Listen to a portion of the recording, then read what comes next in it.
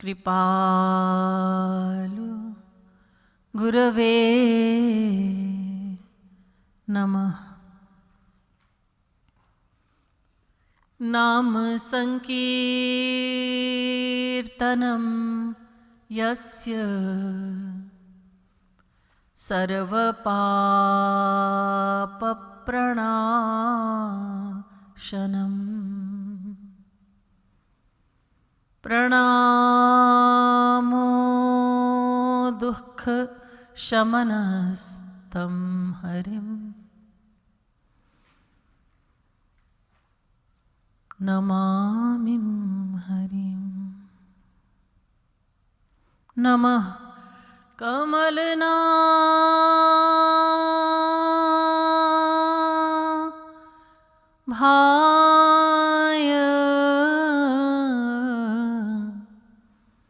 नमः कमलमालिने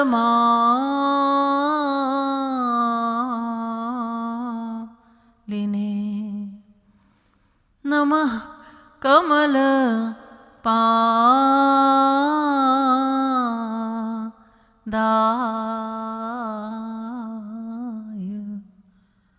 नमस्ते कमलेक्षण।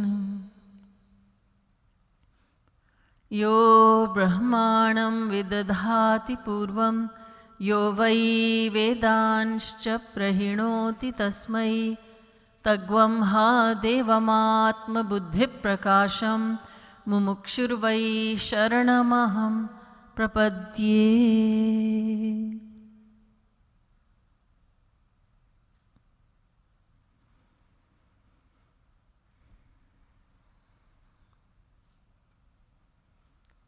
Eternally devoted souls, please turn to page 26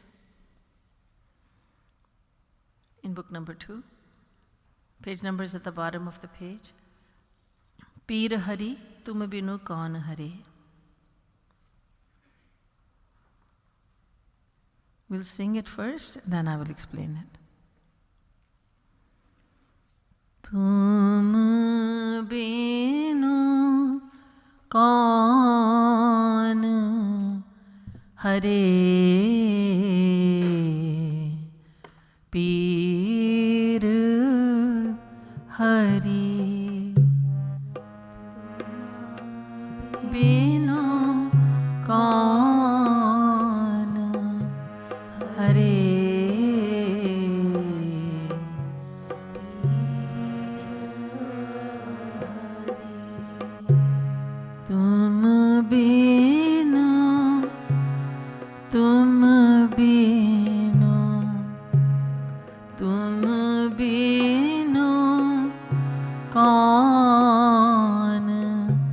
Hare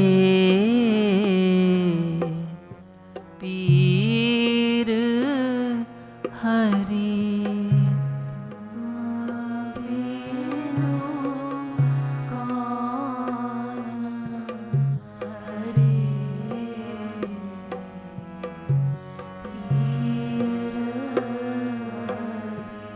Hare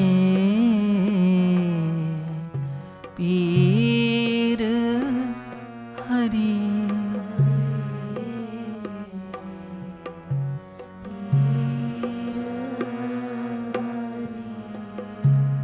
तुम बिनु कौन हरे पीर हरि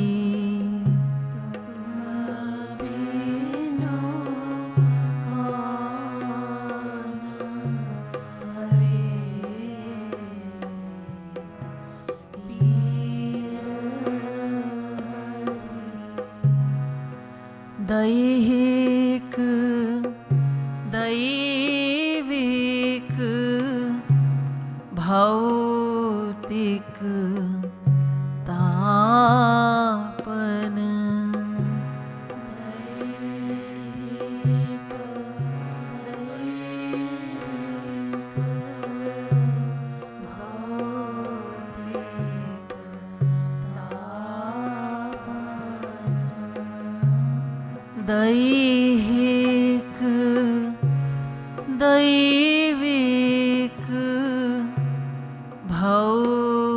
भौतिक तापन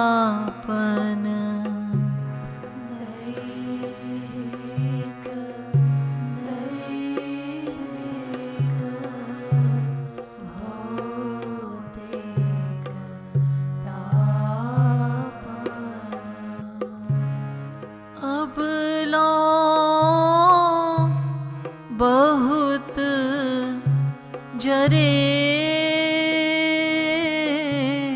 पीर हरि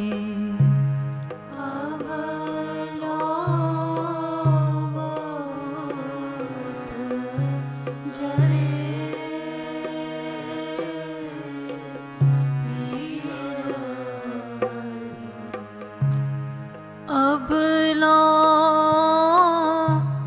बहुत जरे पीर हरि अब लो बहुत जरे पीर हरि अब लो बहुत जरे पीर हरि तुम बिनु कौन हरे पीर हरि तुम बिनु कौन हरे पीर हरि लख 84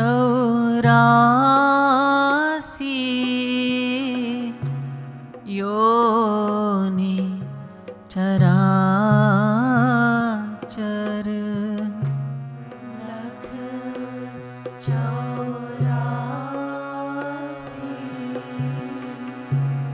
योनि चराचर बहुविधि स्वांग धरे पीर हरि बहुविधि स्वांग धरे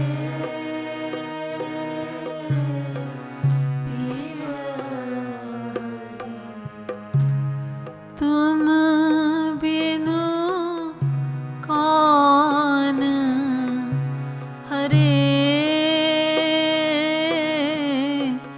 पीर हरि तुम बिनु कौन हरे पीर हरि तुम बिनु कौन हरे पीर हरि तुम बिनु कौन हरे पीर हरि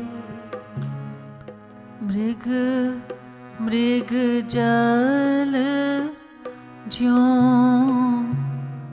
धाय रैन दिन मृग मृग जल ज्यों धाय रैन दिन मृग मृग जल ज्यों धाय रैन दिन मृग मृग जल धाय रैन दिन इंद्रिन घटना हरे पीर हरि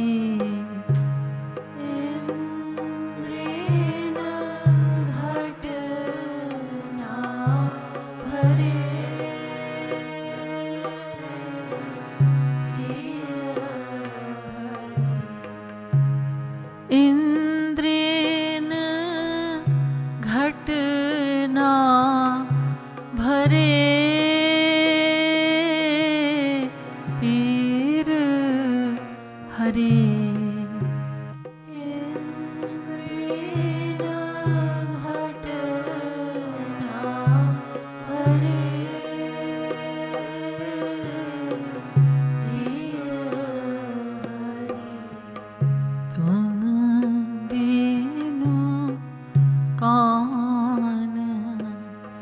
हरे पीर हरि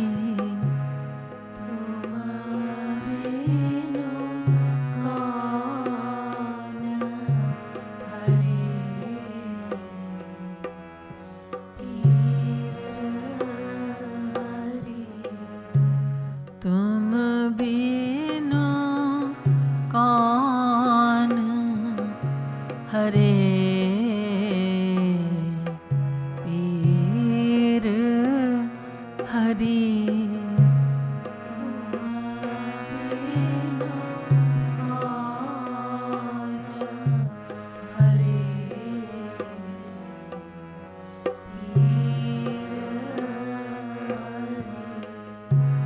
छिन छिन बाढ़ती जाति वासना छिन छिन बाढ़ती जाति वासना छिन छिन बाढ़ती जाति वासना छिन छिन बाढ़ती जाति वासना ज्यों घृत अग्नि परे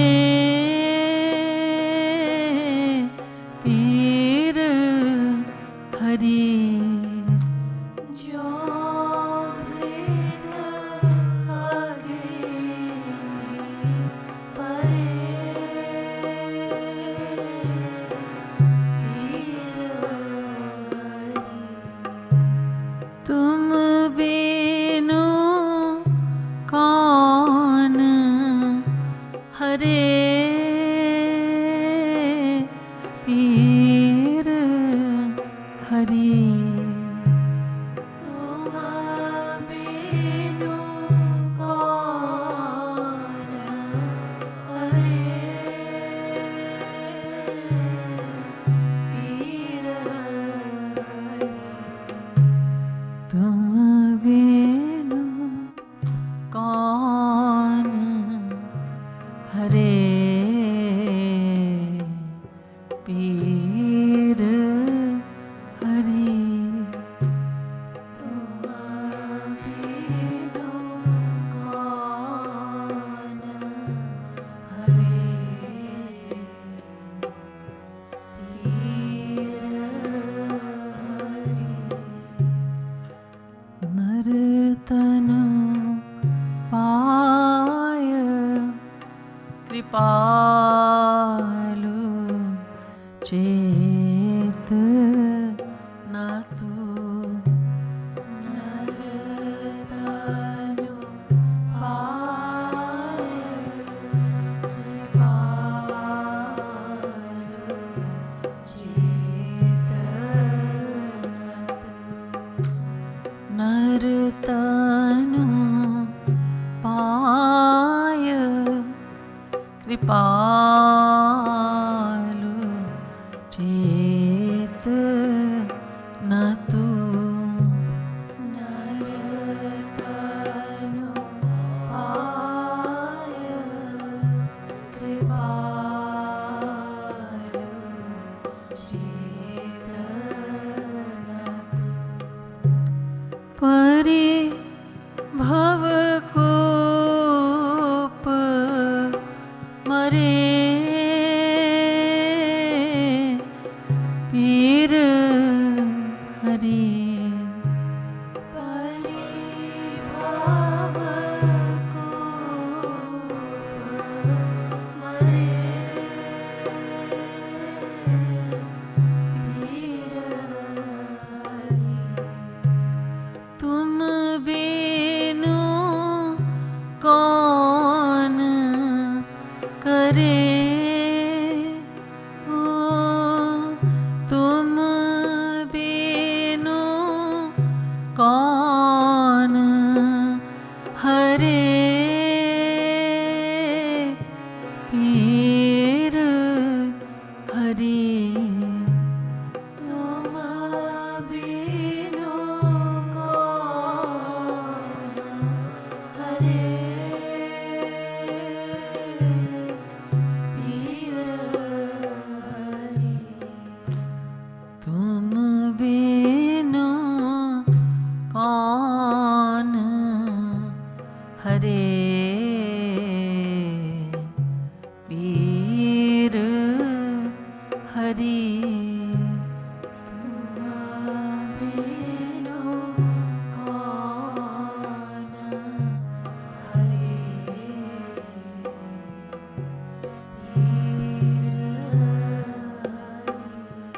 हरे पीर हरि पीर Hari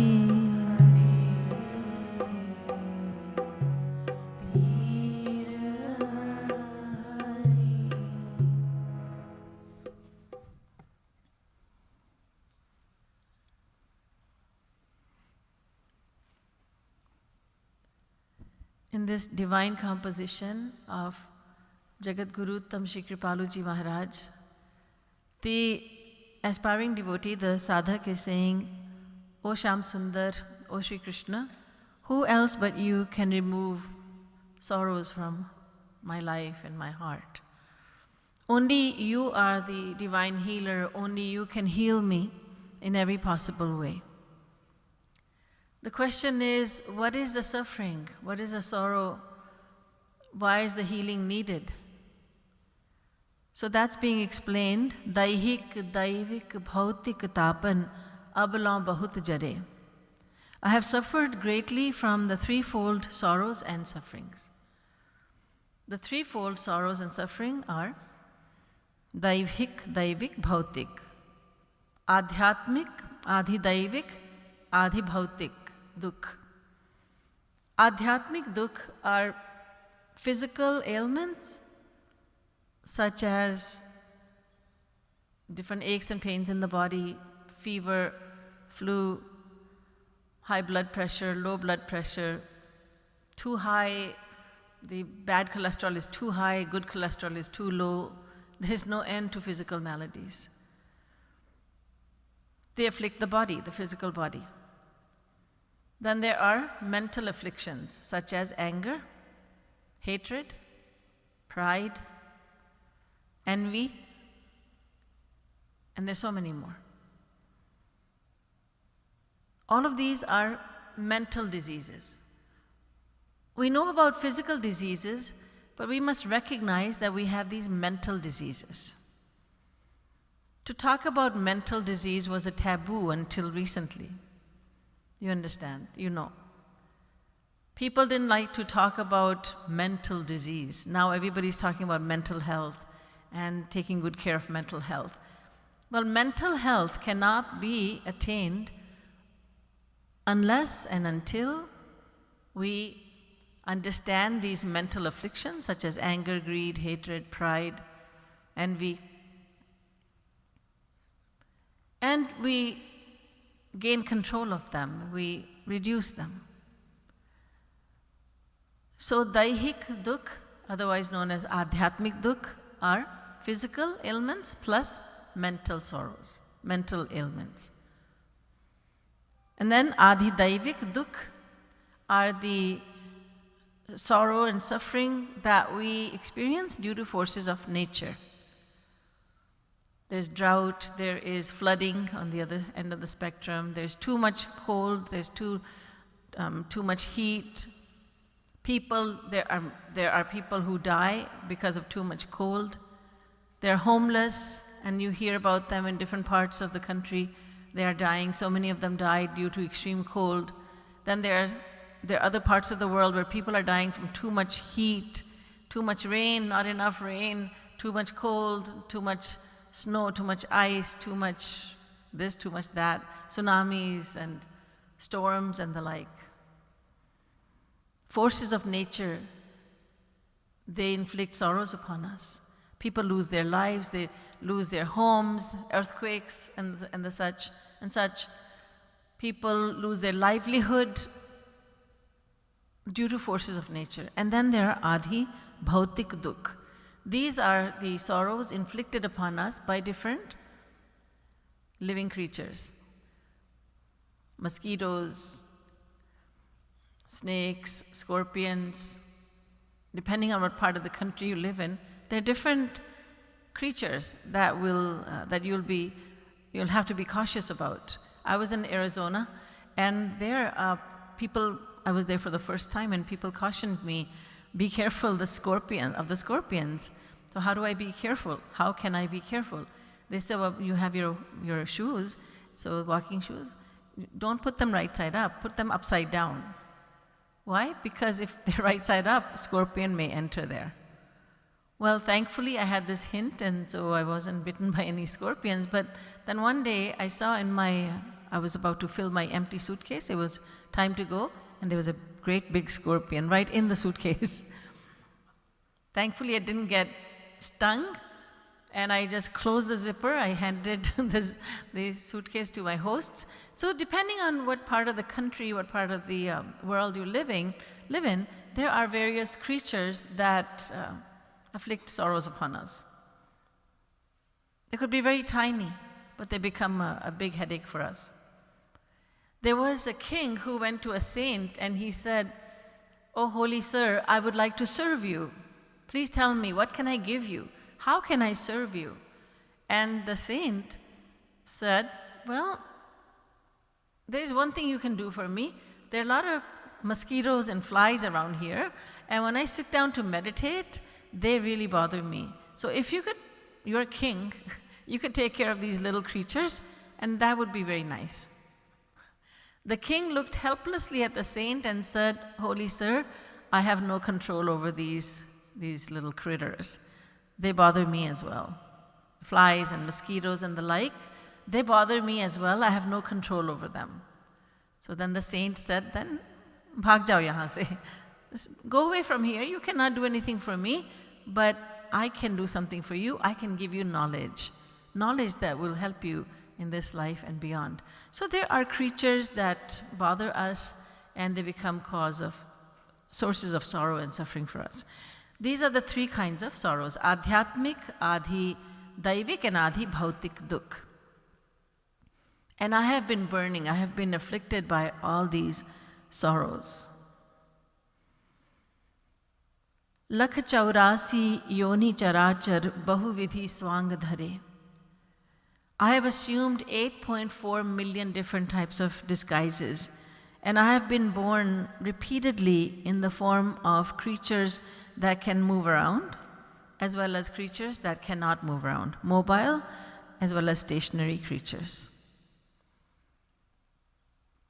Creatures that are able to move around would be all of us, humans, insects, birds, animals.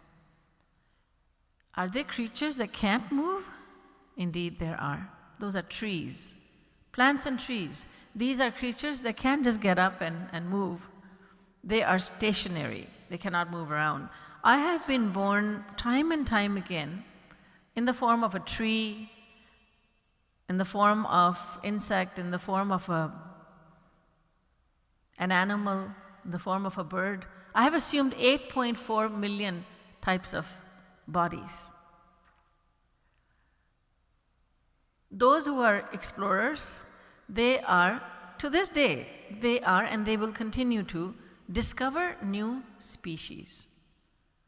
Our scriptures tell us there are 8,400,000 different types of species. Different types of birds, varieties of birds, animals, insects. But scientists say, no, there aren't that many. But then they start saying, well, maybe we found some more, and then we found some more, and we found a lot more we didn't know they existed. This is why I will emphasize here that we must trust the scriptures. Spiritual science is infinitely further than material science. Spiritual scientists, godly saints, they have the same powers as God. God sits within them and writes the scriptures, such as the Purans, the 18 Purans, Bhagavad Gita. There's so many scriptures that we have. And the Vedas themselves, they are manifested from the breath of God. So there is no mistake in them, because God is free of mistakes. God is infallible. So are those who have attained God. So they are responsible for the scriptures. And therefore, these scriptures know infinitely more than material books. That goes without saying. So the scriptures have already said there are 8.4 million species of life, and material scientists are just in the process of discovering. Just like the scriptures say that there are uncountable universes, uncountable Brahmand. Sankhya chetra jasa masti na vishwanam kadachana Brahma Vishnu Shivadinam tatha sankhya na vidyate. Devi Bhagavad Puran, this verse from Devi Bhagavad Puran says there are so many universes that no one can count them. You can keep on counting them and keep on counting for years and years and for uncountable years, uncountable lives, and you will not finish, because you cannot count the uncountable. You cannot count the unlimited. But what did humans say in the beginning? Our human mind told us it can't be that. No, there is only this earth and that's all there is to it. And then, no, there are other planets and there are other worlds. But material researchers did not ever say there are uncountable universes out there. But now we are coming to realize that this is the way it is. They're doing the research and they're finding out, well, you know, what the Vedas have said, what the Vedas and Vedic scriptures have said, that is the correct thing. That is right. So I have taken birth in 8.4 million life forms. I have donned all these disguises. And every time I came to the world, mrig jal jyon dhaya rain din indrin ghat na bhare, I looked for happiness. Just as we humans search for happiness, so does a cat, so does a dog, so does a bird, so does a tiny little insect. When you look at the ground sometimes and we see these little ants in a big lineup and they're rushing somewhere, and you think, where are you little ants going? What's going on? Why are you in such a hurry? If they could talk to us, if we could understand their communication, they would be telling us, look, each and every one would say, I'm looking for happiness. I'm searching for happiness, and that's why I'm in a big rush, just as we are. We're in a big rush to look for happiness. We are in such a big rush to find happiness that when a saint comes along, a guru comes along and says, stop. Stop, you're too busy in life. You're running around so much. Why don't you find out the right direction. And saints ask, what are you looking for? What are you so busy with? Oh, I'm looking for happiness. First we'll say, I'm looking for money, I'm looking for a good family, I'm looking for good health, I'm looking for this, looking for that. But at the end we'll say, well, I'm just looking for happiness. Each and every one of us is searching for happiness, and that's why we are so busy. So when a guru comes along and asks and says, wait, stop and listen, I'll tell you where happiness lies. And while running, we say, cannot stop running. I'm too busy looking for happiness. But should you not find out where happiness is? Oh, I know, it's in money. Lots of money will give me lots of happiness. Living in a big house, a mansion in fact, will give me lots of happiness. Having all the objects of luxuries, as many objects of luxury as I can possibly gather, that will give me happiness. If I win the jackpot, that will make me very, very happy. And the Guru wants to explain, no, you're naive. That's not where happiness is. Just wait, listen, lend me an ear, listen to me. I will tell you where happiness is. And we have said, lifetime after lifetime, I am too busy to listen to you. You have nothing to do. You don't have a job, you're not running a business, you don't have a family, you don't have a mortgage payment, do you? You don't have anything to take care of, so you have lots of time on your hands. But as for me, I'm very busy. You see, my shoulders, these shoulders of mine are carrying so many responsibilities, so I have no time to listen to you. We are so busy running for happiness. And all the while, we are looking at the world, and if we pay attention, we will discover that those who have lots of money are not necessarily happy. And if there is someone who, as we call it, filthy rich, and he's very happy, find out why he's so happy. It's because he gives most of his money away as charity. I was reading about Warren Buffett. He's a multi-billionaire, and he lives in the same house that he has lived in for many, many years, for decades. When he flies economy. He doesn't drive a fancy car, he doesn't have a Lamborghini. And he has given this testimony that there is no happiness in money. And he gives away most of his wealth. So if we pay attention, if we just listen, God gave us 2 ears and 1 mouth so we can talk less and listen more. Listen more.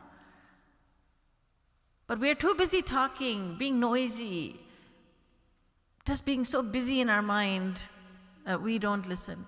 We don't observe. It is as if we are blind. We cannot see what's going on in the world. It is as if we are deaf. We cannot hear what's going on in the world. It's as if we don't know these things, that money does not make one happy. The biggest lottery winners, many of them have committed suicide. What did money give them? Did it give them happiness? Did it give them peace? Those who had lots of money and lots of fame, they're saying, you know what, I didn't even have a childhood. I was always surrounded by bodyguards. I could not live the life of an ordinary person. I didn't have the pleasures of just being carefree in my childhood, and I still don't have that luxury. So the common person who is not too poor nor too rich, that's a great, that is a wonderful thing. The middle path is always the best.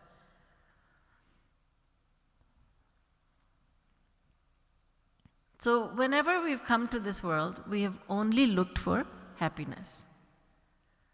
But when we come in the form of a human, we are able to discern. We are able to be very discerning. We are able to understand that Money does not make one happy, but God does. God is happiness. Anando brahmeti vyajanat. Anandadhyeva khalvimani bhutani jayante. Anandena jatani jivanti. Anandam prayantyabhisam vishanti. Ved. The Vedas say that God is happiness. Ananda eva dhastat ananda uparishtat. Everywhere around him, surrounding him, inside of him, outside of him, above him, below him, there's nothing but happiness. So I have been looking for happiness, but my situation is like that of a deer. In the desert, a deer runs desperately towards water. There's a sandstorm, and the sun is shining very brightly in the sky. And when the sand flies because of the storm, the deer that is very thirsty, it thinks to itself, there's water up ahead. And it rushes towards the water only to be disappointed because there was no water there. There's only sand. Desert sand is there. What we call a mirage. It's a mirage. There was no water there. The deer, the animal, just thought there was water there. So in the desert, a deer runs desperately toward water, but ultimately realizes it to be an illusion, a mirage. Likewise, I have been running after the material world, searching for happiness, but have not found fulfillment. When we get something in our possession, something that we really wanted, we become very, very happy. When we experience a certain pleasure any pleasure for the first time, we become delirious with happiness. Oh, I got the car of my choice, my car of my dreams, and that new car owner, the owner of this new car, this fancy car, is delirious with happiness. He drives it around, gives rides to his friends and family members, but making sure they don't scratch anything. You're not allowed to eat inside my car. This is my new car, it's my dream car. If you agree not to eat over here, if you agree not to mess it up, I'll let you in. And he goes around showing it to everybody. He's so happy, so happy. He goes to sleep at night, reluctantly. He goes into his bed, but then he comes out, goes to the garage and looks at his car. He stares at the car, adores the car. There's so much happiness. But that lasts a couple of days only. And after that, he doesn't get the same happiness from that car. Anybody had that experience? Substitute that for any other thing, any other material thing. And after some time, then why did I buy this car? It's too expensive. I can't make the payments. And I'm afraid to just park it anywhere because I'm afraid that somebody might steal it or somebody might scratch it. Oh, sir dardi hai. It's a headache. The dream car becomes a headache. It could be a new car. It can be a toy for a child. A child asked me once, little boy, he said, Didi ji, why is it that when I get a new toy, I'm so happy, but after some time, I don't want to play with it anymore. I thought, what a great question, that a child has understood this. So I took the opportunity to explain that as much as that child could understand. But you know, this is what parents do, knowing that the child will get tired of this toy. So parents, very, very creative, very resourceful, they'll take that new toy that the child is not playing with anymore and they'll hide it away. After some time, maybe a month or two later, they'll reveal it again. Oh, then the child is excited once again. Then the child will get bored with it once again. It happens to big children, small children. By big children, I mean adults. Big toys, like car, jewelry, and boat, and yacht, mansion. This is our experience tells us that every pleasure we have tasted for the first time in the world has been just intoxicating. But that pleasure keeps on reducing until it goes to zero, and then it goes into the negative. It starts making us unhappy. It is important to spend a few minutes every day to think about this. What is this world all about? The world that I am expecting happiness from, what is it all about? And you can take the example of food also. When you eat your favorite food, if you have a sweet tooth, you might talk about chocolates and donuts and barfi and kalakand and all that. And the first sweet that we eat, it just gives us 100% happiness. But the second chocolate from the chocolate box, it doesn't give us 100% happiness. It never does. It just never does. It gives us maybe 70% happiness. And that percentage keeps on decreasing. By the time we've had 4 or 5, we are done. If somebody says, you've got to eat just one more, are, why are you forcing me? I tell you, I cannot eat any more. I'll throw up if I do. Because these are big pieces. I don't want to see chocolate again. It could be chocolate. It could be funnel cake. It could be anything. So attractive, delicious. And after that, when you're throwing up due to having too much, that's a negative. It's going into the negative. It's giving sorrow. It's making us suffer. So it could be a thing, it could be food stuff, it could be a person also. That's another thing.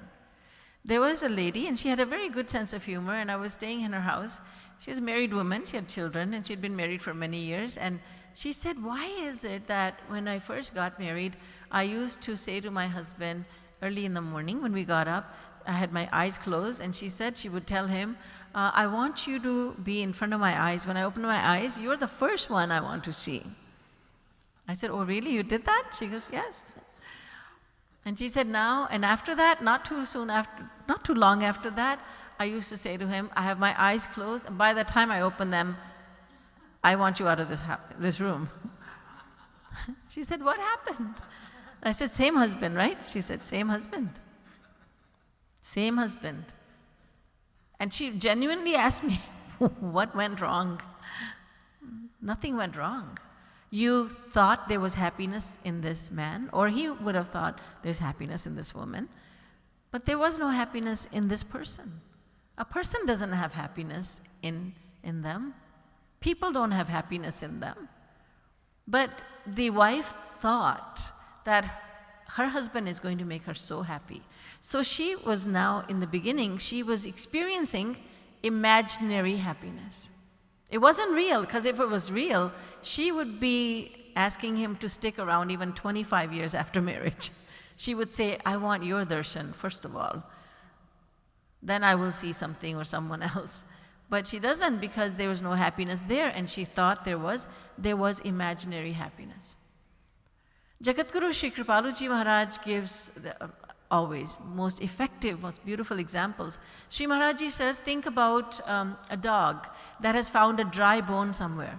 The bone doesn't have any flesh on it, it has no blood on it, nothing. The dog has dug up a dry bone and it keeps on sucking it. It keeps on chewing on that bone. And that dry bone causes the dog's throat to bleed. Now the dog is sucking its own blood, but what is the dog thinking? Oh, what a juicy bone this is. The bone is not juicy. The bone is causing your throat to bleed, and it's your own blood that you are sucking. This bone is not juicy. But who is going to explain to the dog? The dog doesn't have the intelligence to understand. Or a camel in the desert.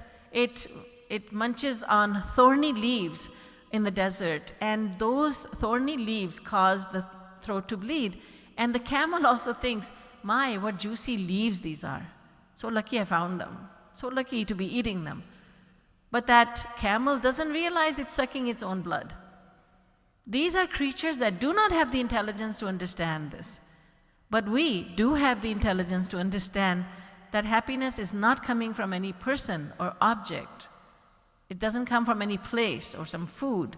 Happiness that happiness that we taste, it is imaginary. Because it's imaginary, it doesn't last. It wasn't real. How could it last? Other creatures do not have the ability to understand, but we do, and we should, we must. How long will we be in the dark?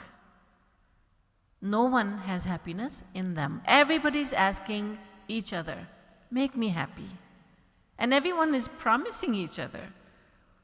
The young man promises the young woman, if you get married to me, you will live like a queen. If you just become mine, I will show you the world. I will show you so much happiness. I will give you so much happiness. How can a pauper, how can a beggar make such big claims that I will give you millions and billions and he has $10 to his name? We have nothing, not even a fraction, not even a little particle of happiness, and we tell others, I'll make you happy. So we need to understand that wherever we see happiness in the world, that's a mirage. It's an illusion, just like a creature in the desert, such as a camel or deer, just like these creatures think that there is water up ahead, but in every case it turns out to be an illusion. In the same way, every time we find that that was just an illusion. Happiness was not there. Chin chin badhati jati vasana jo ghrit agni pare. My desire for the world is increasing, just as fire fueled by oil. Because we are thinking there to be happiness in the world, we are trying feverishly, making great efforts to receive that happiness. And in the process, we are not receiving real happiness, but it doesn't stop us. We say, okay, this person didn't make me happy. What about that one? Okay, he didn't either, she didn't either. Then another one, and then another one, then another one. This friend is not good, but I will make more friends. They will be good. But Narmada ke kankar sab shankar. Everyone is the same. There's no happiness in anyone. But because I'm trying, here, there, everywhere, then my desire for the world is increasing. This fire that is burning in my mind, the fire of worldliness, the more worldly things I give to myself, the more, it's like I'm adding fuel to the fire. So my desire for the world is increasing. So if you have a bonfire, then you have a bonfire going, then you add fuel to it. The flames will be getting higher and higher. In the same way, we are worldly minded people, and when we taste more and more temporary pleasures of the world, we give more and more of the world to ourselves, then we become more and more worldly. The fire of materialism is increasing. It is getting stronger and stronger, which is very dangerous for us because God has given us this precious opportunity as humans to use our developed mind, discriminating mind, to understand from a true guru, from a genuine guru, where is happiness? How I can attain happiness. Rather than doing that, if we are just trying to satisfy our desire for happiness through the world, we are going to be more and more disappointed. We are going to suffer more and more. Our suffering is increasing. So Jagat Guru Sri Kripalu Ji Maharaj says, Sri Maharaj Ji says, Nar tanu paya kripalu chetanatu paribhavakupa mare. Having attained the precious human form of life, you should be very alert. Otherwise, you will suffer endlessly by falling in the bottomless pit of this material world. Various saints and scriptures have praised the human form of life. They cannot say enough about it. They praise it highly. Nar tanu samne nahi kavani udehi जीव चराचर जाचत जेहि बड़े भाग मानुष तनु पावा सुर दुर्लभ सद्ग्रंथ निगावा दुर्लभम मानुषम जन्म प्रार्थ्यते त्रिदशैरपि मनुज देहमिमं भुवि दुर्लभम समधिगम्य सुरैरपि वाञ्छितं विषयलम्पटता मपहाय वै भजत रे मनुजाः कमलापतिम्. References given from Ramayana, Purans, and words of Adi Shankaracharya. Scriptures and saints are telling us that human form of life is very rare. It's a rare privilege. And if our foolish mind thinks, well, if I don't look for real happiness in this life, if I don't go after God now, I'll do it next time around. But next time around, what's going to happen to us? Are we going to be given the human form? Just like that?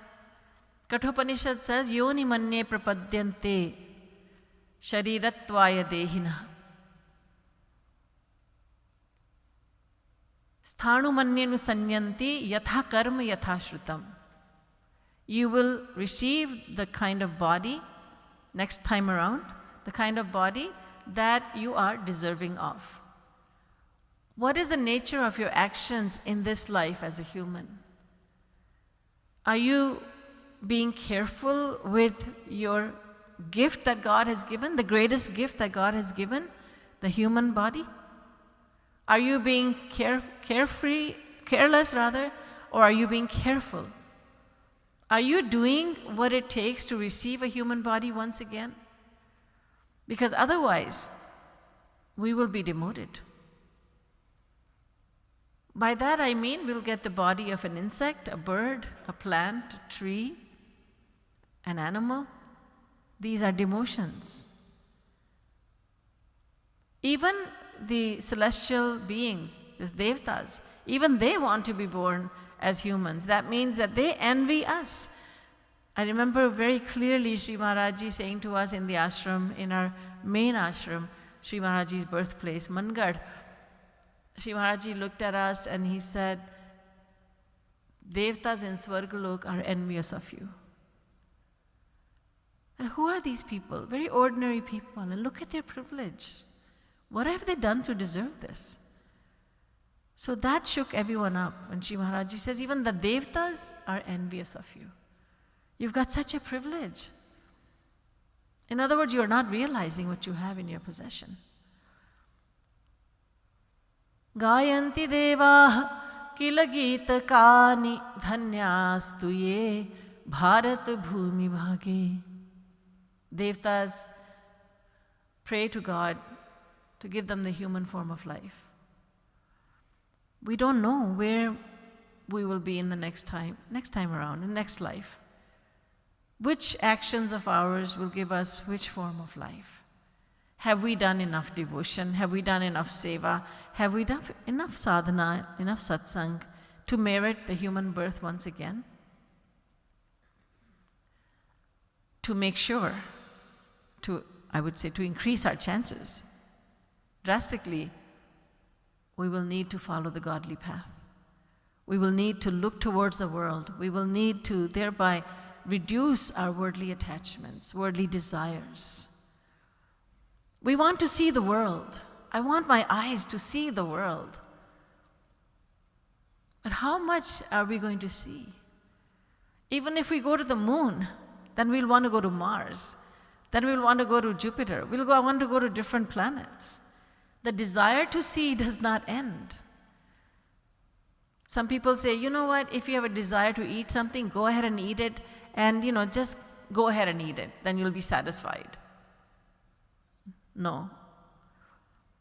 Let's say, okay, I want ice cream, chocolate ice cream right now, and I may as well just go and eat it.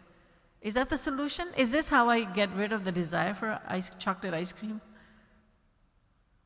No. Because we've already had chocolate ice cream countless times in countless previous lives. We still desire it.